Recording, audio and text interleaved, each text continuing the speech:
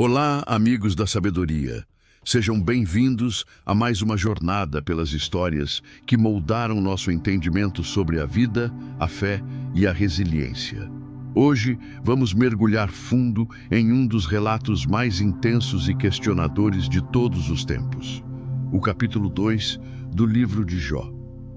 Preparem-se, porque esta não é apenas uma história antiga, é um espelho para as nossas próprias lutas. Imaginem a cena. Lá no céu, onde tudo é harmonia, os seres celestiais se apresentam novamente diante de Deus. E como da outra vez, no meio deles, surge uma figura sombria e questionadora, Satanás. Deus, conhecendo o coração de todos, dirige-se a ele. De onde você vem? Pergunta o Criador. E a resposta é a mesma de antes. De perambular pela terra, de observá-la de um lado para o outro. Ele é o observador, o acusador, sempre procurando uma falha, uma rachadura na integridade humana. Então, Deus, com um misto de orgulho e desafio, aponta para o seu servo na terra. Você reparou no meu servo Jó? Não há ninguém na terra como ele, íntegro, reto, um homem que teme a Deus e se desvia do mal. E veja só, mesmo depois de tudo o que você fez ele passar, ele ainda se mantém firme em sua integridade. Você me incitou contra ele sem motivo algum. Pensem no peso dessas palavras. Jó havia perdido tudo: seus filhos, seus rebanhos, sua riqueza. Tudo o que construiu foi varrido como poeira ao vento. E ainda assim, sua fé não vacilou. Ele não amaldiçoou a Deus. Mas o acusador nunca se dá por satisfeito. Satanás, com sua visão cínica da humanidade, responde: pele por pele, um homem dará tudo o que tem pela sua própria vida.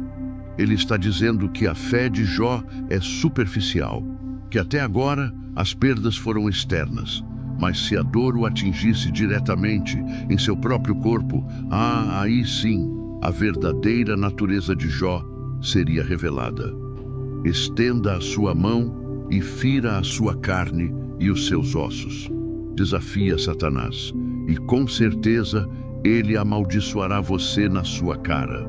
É um momento de tensão cósmica. A integridade de um único homem se torna o centro de um debate celestial.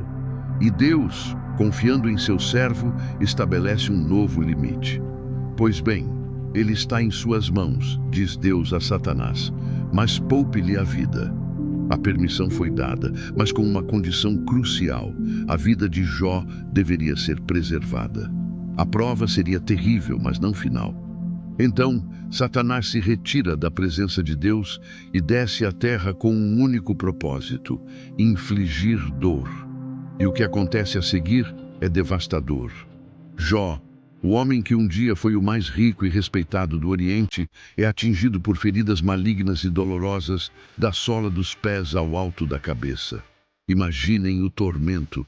Não era uma doença comum. Era algo que consumia seu corpo, causando coceira, dor e sofrimento incessantes. Sua vida se transforma num pesadelo. Jó, coberto de chagas, senta-se no meio das cinzas. As cinzas, naquele tempo, eram um símbolo de luto profundo, de humilhação e penitência.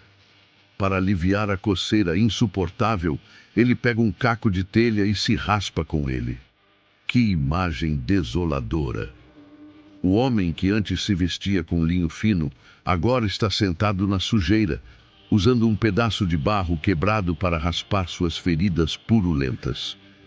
A sua dignidade foi arrancada junto com sua saúde. É nesse ponto que outra personagem crucial entra em cena, a esposa de Jó. Ela testemunhou tudo. Viu a perda dos filhos que ambos amavam. Viu a ruína de sua casa e de suas posses. E agora, ela vê o marido, o pilar de sua família, reduzido a uma figura de pura agonia. O coração dela está despedaçado e sua fé, ao contrário da de Jó, se quebrou. Ela se aproxima dele e suas palavras são como vinagre na ferida. Você ainda mantém a sua integridade? Amaldiçoe a Deus e morra. Que palavras terríveis, vindo da pessoa que deveria ser seu maior apoio. Mas vamos tentar entender a dor dela. Ela não é simplesmente uma vilã, ela é uma mulher que chegou ao limite do seu sofrimento. Na sua visão, a fé deles não trouxe nada além de desgraça. Para ela, seria melhor um fim rápido do que essa tortura prolongada e sem sentido. Acabe com isso de uma vez, é o que ela parece gritar em desespero. Mas Jó, mesmo em sua agonia excruciante, repreende-a. Sua resposta é uma das declarações de fé mais poderosas de toda a Bíblia. Você fala como uma mulher insensata, diz ele. Receberemos o bem de Deus e não receberíamos também o mal? Uau! Parem e pensem nisso. Jó não está dizendo que Deus é o autor do mal, mas ele entende que a vida, sob a soberania de Deus, inclui tanto a alegria quanto a dor. Ele aceita a realidade de sua situação sem perder a perspectiva de quem Deus é. Ele se recusa a ter uma fé condicional, uma fé que só funciona quando as coisas vão bem. E o texto faz questão de frisar: em tudo isso, Jó não pecou com os seus lábios. Ele não culpou a Deus. Ele não proferiu palavras amargas contra o Criador. A notícia da calamidade de Jó se espalha. Seus 3 amigos, Elifaz, Bildade e Zofar, ouvem sobre tudo o que lhe aconteceu e decidem visitá-lo. Eles combinam de ir juntos para demonstrar solidariedade, para se condoer com ele e consolá-lo. Eles vêm com boas intenções, como bons amigos fariam. Mas quando chegam e veem Jó de longe, eles mal o reconhecem. Aquele homem sentado nas cinzas, desfigurado pela doença, não era o mesmo Jó que eles conheciam. O choque é tão grande que eles começam a chorar em voz alta. Em um gesto de luto e empatia profunda, eles rasgam suas vestes e lançam poeira sobre suas cabeças. E então, eles fazem algo notável. Eles se sentam no chão com Jó, em silêncio, por 7 dias e 7 noites. 7 dias. Ninguém diz uma palavra. Por quê? Porque eles viram que o sofrimento dele era grande demais para palavras. Às vezes, a melhor consolação não é um discurso ou um conselho, mas a simples presença silenciosa de alguém que se importa. Eles compartilham sua dor na quietude, reconhecendo a profundidade de sua angústia.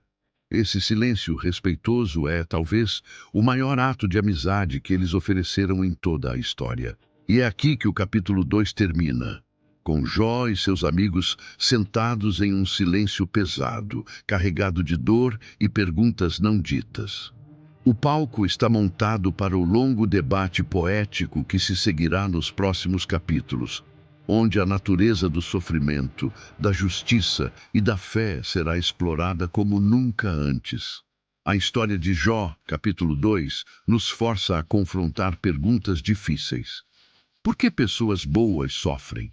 A fé é apenas uma transação, onde somos bons esperando uma recompensa? E o que significa realmente confiar em Deus quando tudo ao nosso redor desmorona? Jó nos mostra que a verdadeira integridade não é a ausência de dor, mas a persistência da fé no meio dela.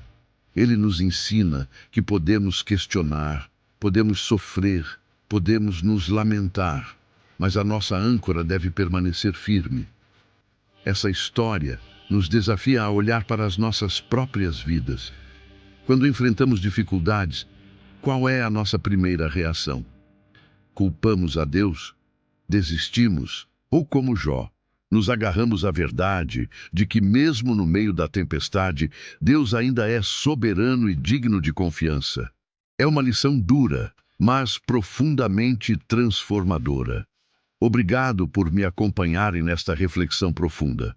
A história de Jó é um convite à maturidade espiritual, a uma fé que sobrevive não apenas aos dias de sol, mas também às noites mais escuras. Se você gostou deste vídeo e quer continuar explorando as grandes histórias e lições da vida conosco, não se esqueça de deixar o seu like, compartilhar com alguém que precisa ouvir essa mensagem e, claro, se inscrever no canal.